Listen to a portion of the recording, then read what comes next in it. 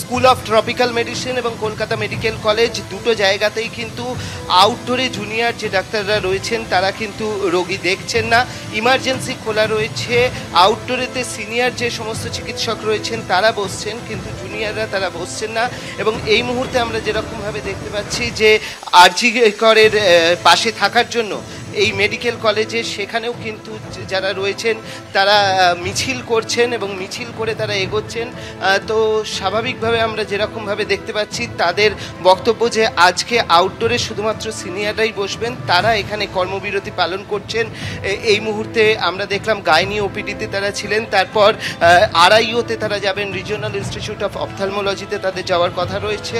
এবং এখানে দেখো তারা রয়েছেন, তাদের সঙ্গে আমরা কথা বলার চেষ্টা করব যে তাদের কি বক্তব্য মূলত এখান থেকে সেইটা আমরা জানার চেষ্টা করব। তার কারণ তারা এখন এখানে মিছিল করছেন, তাদের থেকে জানার চেষ্টা করব কি বক্তব্য আপনাদের আজকে। আপনাদের কোনো বক্তব্য আজ এই ঘটনা আরজি কর নিয়ে? আমরা মিটিংয়ের পরে সব কিছু জানাবো। যে ঘটনা ঘটেছে সেটা নিন্দা করার কোনো ভাষা নেই আমাদের কাছে। আমরা চাই এর যথোপযুক্ত শাস্তি হোক সমস্ত অন্যায়কারীদের, এবং গভর্নমেন্ট যেটা এনআরএস এর ঘটনার সময় বলেছিল যে আমাদের যথেষ্ট সিকিউরিটি দেওয়া হবে, সেটা বলার পরে ওই ঘটনা কি করে ঘটে, যেটা সিকিউরিটি নিরাপত্তার কথা বলা হচ্ছে, এবং সেই দাবিতে কিন্তু তাদের আজকে এখানে মিছিল চলছে। এবং তারা মিছিল করে এরপর তারা একটা মিটিং করবেন যেরকমটা জানা যাচ্ছে, এবং তার পরবর্তী সময় তারা তাদের সিদ্ধান্ত জানাবেন।